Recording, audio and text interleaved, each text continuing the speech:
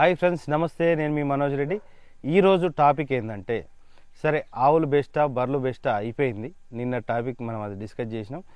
ఈరోజు ఏంటంటే, ఆవులు పెడితే ఏ రకం ఆవులు మనకు తెలంగాణ ప్రాంతంలో మనకు సూటబుల్ అవుతాయి, ఎలాంటి ఆవును మనం పెట్టాలి. ఆవులలో కొన్ని చాలా వందల రకాల ఆవులు ఉంటాయి.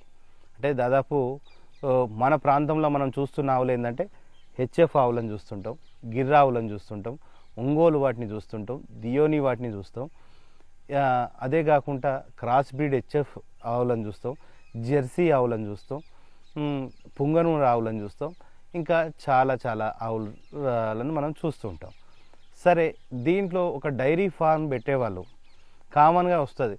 డైరీ ఫార్మ్ సక్సెస్ కావాలంటే మనం ఏ ఆవులు పెట్టాలి సార్ అని జనరల్గా అడిగే క్వశ్చన్ ఇది. సరే, ఈ క్వశ్చన్కి నేను ఆన్సర్ చెప్తా. Please subscribe to our Bharati dairy farm. Bell icon నొక్కండి, సబ్స్క్రైబ్ చేసుకోండి. మన పాత ఛానల్లో ఇవన్నీ ఉండే, అవన్నీ ఛానల్ వెళ్ళిపోయింది కాబట్టి ఇప్పుడు అవన్నీ లేవు. సరే, మనం కొత్తగా ఎంతోమందికి ఉపయోగపడేటట్టు మళ్ళీ వీడియోస్ తీస్తున్నాం కాబట్టి ఇవి మొదటి నుంచి స్టార్ట్ చేయడం జరుగుతుంది.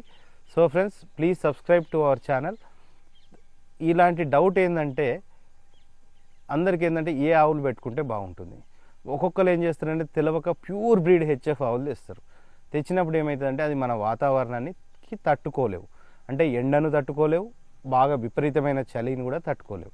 అలాంటప్పుడు ఏమవుతుందంటే ఆవుకు స్ట్రెస్కి లోనై ఆవు చనిపోవడానికి కూడా కారణాలు అవుతుంటాయి. సరే, ఇలాంటి పరిస్థితిలో మనం ఏం చేయాలంటే, దేశీ ఆవులను పెంచుకున్నాం అనుకోండి. దేశీ ఆవులను పెంచుకున్నట్టయితే దేశీ ఆవులలో ఎక్కువ పాల దిగుబడి ఉండదు, గిర్రా ఆవులైనా ఇంకేదైనా. మనం కమర్షియల్ డైరీ ఫామ్ స్టార్ట్ చేసినప్పుడు కంపల్సరీ క్రాస్ బ్రీడ్ హెచ్ఎఫ్ ఆవులు పెంచుకుంటే బాగుంటుంది. క్రాస్ బ్రీడ్ హెచ్ఎఫ్ ఆవులను పెంచుకుంటే అవి మహారాష్ట్ర నుంచి వస్తాయి, కొన్ని బెంగళూరు నుంచి మనం తెచ్చుకోవచ్చు. ప్లస్ మనకు ఎవరైనా డైరీలో పనిచేసిన డైరీ ఫార్మ్స్, ఏదైనా దగ్గరలో ఉన్న డైరీ ఫార్మ్స్ దగ్గర కూడా మన దగ్గరనే పుట్టి పెరిగిన దూడలు ఉంటాయి కాబట్టి, అవి ఆవులు అవుతాయి కాబట్టి అది అట్లా తెచ్చుకుంటే ఇంకా చాలా బాగుంటుంది. ఎందుకంటే రోగ నిరోధక శక్తి అన్నది ఎక్కువగా ఉంటుంది మన దగ్గర పుట్టి పెరిగిన వాటికి. మన వాతావరణానికి అది అలవాటు పడి ఉంటుంది. సో బయట నుంచి తెచ్చిన ఆవులైనా కూడా ఏం కాదు, కానీ ఒక 15-20 రోజులు మాత్రం కంటికి రెప్పలాగా కాపాడుకోవాలి, జాగ్రత్త పడాలి. అలాంటప్పుడు మనం తెచ్చుకోవాల్సినవి మన వాతావరణానికి సెట్ అయ్యేది. ఫస్ట్ కొత్తగా డైరీ ఫామ్ పెట్టేవాళ్ళు కంపల్సరీ మర్చిపోకుండా క్రాస్ బ్రీడ్ హెచ్ఎఫ్ ఆవులు మాత్రమే సెలెక్ట్ చేసుకోండి. అంటే పాల దిగుబడి తక్కువగా ఉండదు. అంటే పాల దిగుబడి ఇప్పుడు ఎట్లా అంటే, కొత్తగా తెచ్చుకునే వాళ్ళు 20 లీటర్ల లోపే ఇచ్చేటి చూసుకోవాలి. అంటే 16 నుంచి 20 లీటర్లు ఇచ్చే వాటికే చూసుకోవాలి. వాటికి ఏంటంటే డిసీజెస్ అన్నది కొంచెం ఎక్కువ డిసీజెస్ రావు. పాల దిగుబడి ఎక్కువ ఉన్నప్పుడు డిసీజెస్ అనేవి ఎక్కువ వస్తాయి. అంటే మనం మెయింటెనెన్స్ అంటారు దీన్ని. చిన్న కార్ అయితే చిన్న మెయింటెనెన్స్, పెద్ద కార్ అయితే పెద్ద మెయింటెనెన్స్. మనం ఎంత బాగా చూసుకుంటాం. కొత్తగా పెట్టేవారు ఏంటంటే క్రాస్ బ్రీడ్ తెచ్చుకుంటే నయం.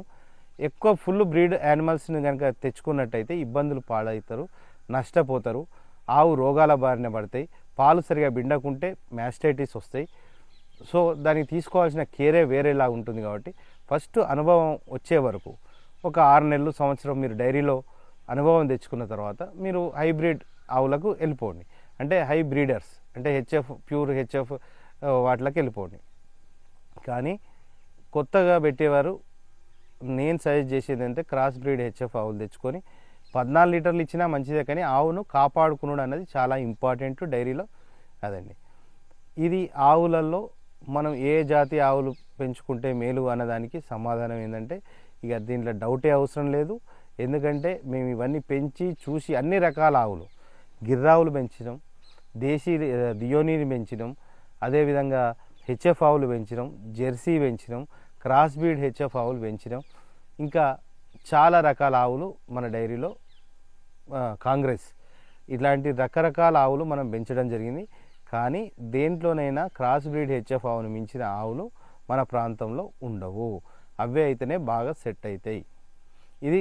ఈ విధంగా మీరు కనుక డైరీ ప్లాన్ చేసుకున్నట్టయితే డైరీని లాభసాటిగా నడిపించుకోవచ్చు. ఇది ఫ్రెండ్స్, ఈరోజు టాపిక్ ఏంటంటే, ఇది ఆవులలో ఈ రకమైన ఆవును మీరు పెంచుకోవాలన్న దానికి డిస్కషన్. అదేవిధంగా గేదెలలో